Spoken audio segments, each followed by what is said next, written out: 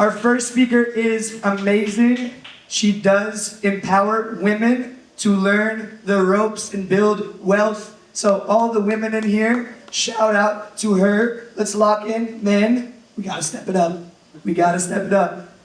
Christina Lee, can you please make your way down? Everyone make some noise for Christina. Thank you so much. The reason why I wanted to play that is because every one of you guys are here on a Saturday morning, right? So I really do believe that this is your season, this is your time, and there's breakthrough, whatever you're going through right now. So thank you guys so much for being here. My name's Christina.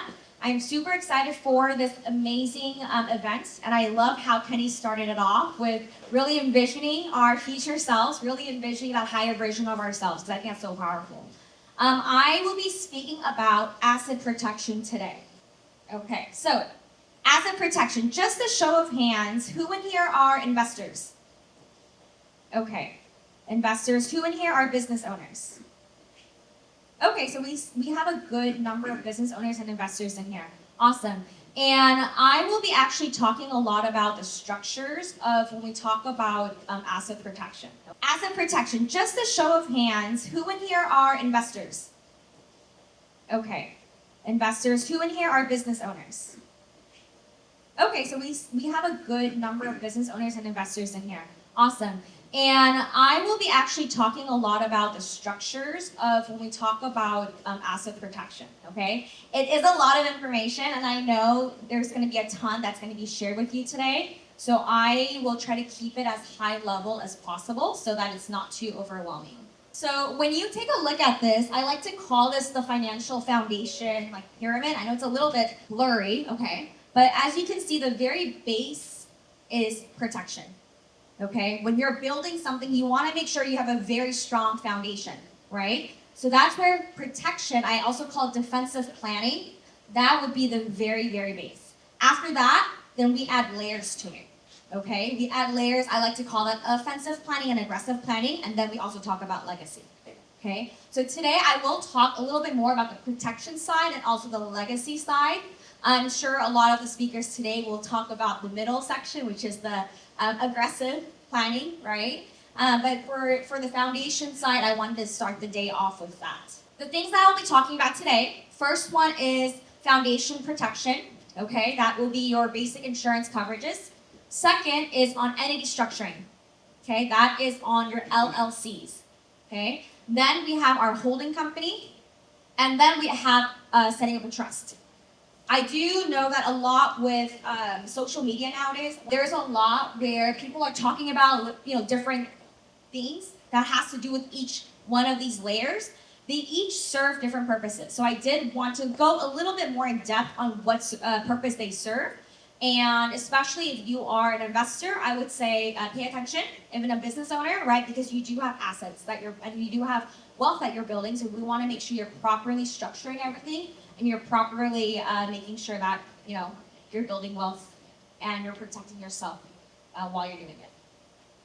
Okay, so the first one, foundational protection. Okay, I know a lot of us here know about homeowners insurance. A lot of us here know about PMI, private mortgage insurance, but there's also umbrella insurance. Okay, who in here have umbrella policies in place already? Good, okay. I saw a lot more hand up earlier as investors, so that means you have to pay attention to this part. So umbrella policies, they allow you to have additional liability protection. Okay, why is that important? If you have multiple rental properties and something happens in one home, okay, having that additional layer of liability protection, it's just that added layer where you're able to make sure that you don't have to liquidate something to pay for a liability. It's just additional insurance. Okay, so that I would say is very important. Another layer I also introduced, I call it mortgage protection life insurance. Okay, the reason why I bring this up is because most people who do have life insurance don't realize that there's an additional benefit that's actually at no additional cost. Okay, and what that's called, I like to call it living benefits. It's known as living benefits. Again, this is not an additional cost. If you have life insurance, the company that you're with, either they provide it or they don't provide it. I highly recommend getting that reviewed. What that is it allows you, the investor, the business owner, to have something in place so that if you are diagnosed with a critical illness, like cancer, heart attack, stroke, like those are the common ones, okay? Or chronic illness, which means you need somebody to help you with day-to-day living activities, okay? Or terminal illness, you're actually able to accelerate, so use your death benefit amount while you're alive. What does that mean for you as a business owner or an investor? You don't have to liquidate any of your assets. You're mitigating that risk from your assets to the insurance company. And again, you either have it or you don't based on the insurance company that you're with. Okay? I know some companies do offer it, some don't, and it's not an additional cost. I think a lot of the times people don't understand that they can get that added on, right? If their company's provided. These are just some testimonials that I wanted to share with you, okay? This individual, she was diagnosed with breast cancer, and she's in her 30s. She ended up receiving $285,000 check. Did she have to sell any of her assets? No. She was able to use this for her day-to-day living expenses and to operate her business. This individual, he had his policy only for 1.5 years, okay? For him, he received a check of $478,000. Again, mitigating that risk from himself to the insurance company. This individual is very interesting because he actually went to Korea, got his operations, everything done, removed the cancer, everything was great. He came back to the US and he didn't think he would qualify, but he actually did, and he had options. Either he was able to receive $360,000 living benefits check and keep $120,000 as death benefit, or receive about $700,000 living benefits check and keep $120,000 death benefits. Right, the first one was $500K. He ended up going with the first option, which was to receive $360K for living benefits, and he kept the $500K for the death benefit. So some companies do give options like that. Okay, and again, the reason why I'm sharing this is because most people don't know about this. And they don't realize that it's free. You either have it or you don't, okay? So make sure to talk to your insurance provider to see if living benefits is included. It's not an additional cost to get that review. If you don't have anything like this in place, we can definitely chat. While I'm on the topic of life insurance, I know, I believe there's a speaker later this afternoon who's going to cover more about this as well. I still wanted to introduce this strategy because this has been something that a lot of people have been asking me about as well, okay? So while we're on the topic of life insurance, people also ask me about, well, what is cash value life insurance? What is be your own bank? What is infinite banking, okay? Have any of you guys heard of those terminologies before? Yeah, okay, so essentially what that means is, let's say you have a policy and you're using it for, let's say, living benefits, the additional, the mortgage protection life insurance that I talked about earlier, okay? Because it's so versatile, you can also use it for you to have your own strategy as like your own bank. So what does that mean? So life insurance, it has to be a permanent life insurance, okay? Once the cost of insurance is deducted, you get your death benefit. You also get the living benefits, which is what I just talked about, okay? And then your money does grow in different type of ways, whether it's fixed interest, variable, which is up and down, index, which kind of look like a staircase, okay? And your money is flexible, so you're able to use those funds for different projects or different investment purposes, okay? So as you can see from the photo, there is a policy that you put money into, okay? So that is you in the middle. And then you borrow against it. Let's say the interest to borrow is going to be between 4 to 8%, okay? Then you use that for investment projects. Then you cash flow. You can pay back the policy and keep the net, or some people, the death benefit's going to cover anything that's outstanding. So your life insurance is collateral. I know this is going to be explained a little bit more in detail, but since we are on the topic of living benefits, which is a part of life insurance, I still wanted to share this with you. Okay, so it's very versatile. You're able to use the policy as living benefits for protection for yourself, an investor or homeowner. You can also use it for these types of strategies if you set it up the right way. Okay? There are different types of options to use for that. It has to be a permanent. It could be a whole life, or it can be an index universal life, right? Everyone's different. There are pros and cons for both. One is a little bit more conservative than the other. So again, it just depends on you. They're both great products. It really depends on what your goals are. Okay, the next layer I want to talk about is on entity structuring. Okay, what is entity structuring? Entity structuring is when you are setting up LLCs, you're setting up businesses to hold things like investment properties. Okay, why do we do that? The reason why we do that is because it allows you to separate the liabilities. If an incident happens in one home, you want to make sure you separate that from another home that you have. Right? You're protecting yourself by separating everything. Okay? It also helps with tax efficiency. If you work with a bookkeeper or a CPA, it makes it a lot cleaner for them when they're doing your books. Also, I already mentioned this, you're separating your risks by having each property in a different LLC.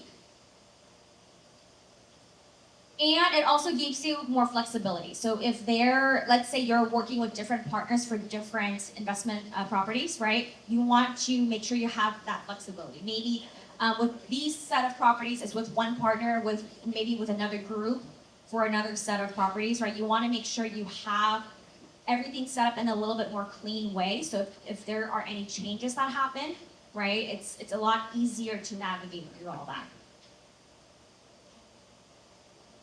Okay, so then what is a holding company? Because a lot of the times people then ask, okay, well, I have LLCs, then why do I need a holding company? Holding company is kind of like a parent company. Okay, so instead of you directly owning the LLCs, the holding company would then hold all the LLCs that you have. Okay, some individuals prefer their holding companies to be in states that's a little bit more anonymous, because Washington State is not that anonymous, right? There are certain states like Delaware, Wyoming, that gives you more privacy. Okay, so if the parent company is based in that state, then all the LLCs that are within that holding company, right, you get a little bit more privacy as well. People can't just look you up. Okay?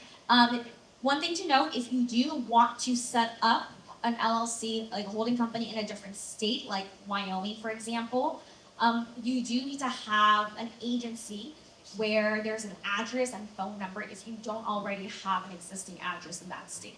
There are companies out there that would provide that for you and is really inexpensive. The one that I work with is like $10 a month. It's really cheap. And then they'll provide addresses and phone numbers and things like that as needed. So why it matters, again, it's another layer of protection. It allows you to have that privacy. And it's also a lot cleaner when you're working with your bookkeeper or CPA. They would love this because it keeps things all separate. It keeps things clean versus having everything under your name, right? You're removing yourself from it so that you're able to have something like a parent company that then holds all the different ventures and entities that you have. So for example, let's say you have real estate investments going on, but you also own a business, right? Maybe you own 2 businesses, right? So you can have all these businesses within this one holding company as well.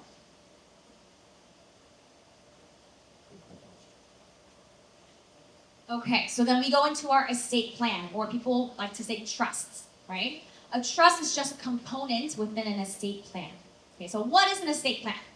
Estate plan, it outlines what your wishes are in an event you are incapacitated and you're not able to make decisions. So this allows the wealth transfer to happen more smoothly. Okay? So within an estate plan, there are documents that are included, a will, a trust, which I'm sure a lot of us are more familiar with. There's also a health directive, okay, which outlines what your wishes are for like what would happen to your body in an event you're not able to make that decision. Let's say you're in a coma, right? So in that situation, what would you want the doctors to do and not to do, okay? There's also HIPAA authorization, which gives the authorization for your medical records, and also power of attorney for your finances and also for medical. Okay, so that is all included in an estate plan. One thing I will note, in Washington State, the probate process is not as expensive as some states like California. So I know that some individuals, they do say that, hey, I'd rather just go through probate because, it's not that expensive. But I will say this, if you don't have something very clear in place, then the courts will decide everything.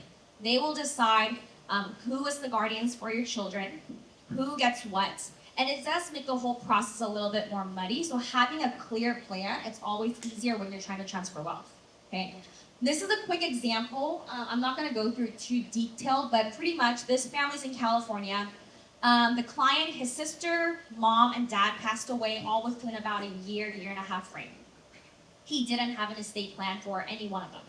So he ended up paying over $300,000 because of probate. Okay, and it took a long time. If he had an estate plan, it would have costed him about $600. The plan itself probably would have been a few thousand. Okay, so especially if you're an investor or you're a business owner, I would definitely recommend having something like this in place because it also includes things like succession planning, and it, again, just to keep things a little bit more cleaner, especially when we're talking about wealth transfer.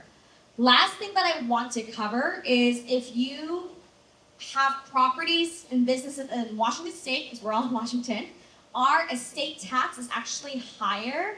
Oh, sorry, I'm going to rephrase that. Our estate tax exemption is very, very low. So what does that mean to you? Because it's low, if your assets are over $3 million, then your children have to pay an estate tax. So for this example, with this lady, she federally, she's within the $13.99 million exemption, so she doesn't have to worry about federal estate tax. But Washington State, you have another state-level estate tax. Exemption's $3 million.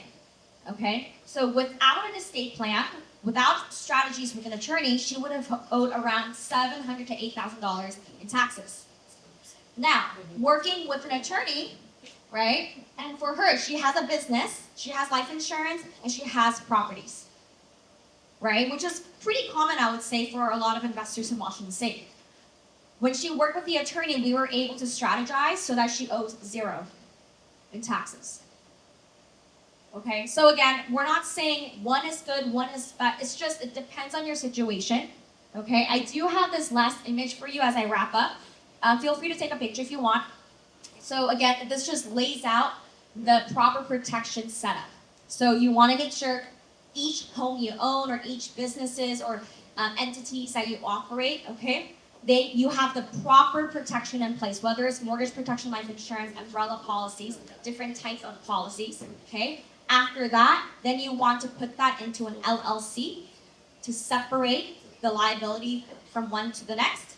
Then hold everything in that parent company or the holding company. Okay, set it up in a state that helps with privacy laws, if that's what you prefer. And then make sure everything is set up in a trust with a proper estate plan in place so that the wealth transfer piece happens seamlessly. Okay. This is my contact information. I am leaving later, a little bit early today because I have to go to my kids' dance recital, but feel free to contact me. If you want to follow me on Instagram, it's Wealth with Christina. You can just shoot me a DM as well. And I would love to talk to you if you want to have a free consultation with anybody from our team. We have tax strategists and attorneys and financial advisors on our team as well. So any type of conversation that you would like, we're happy to have that with you. And I think that's my time. Thank you, everyone.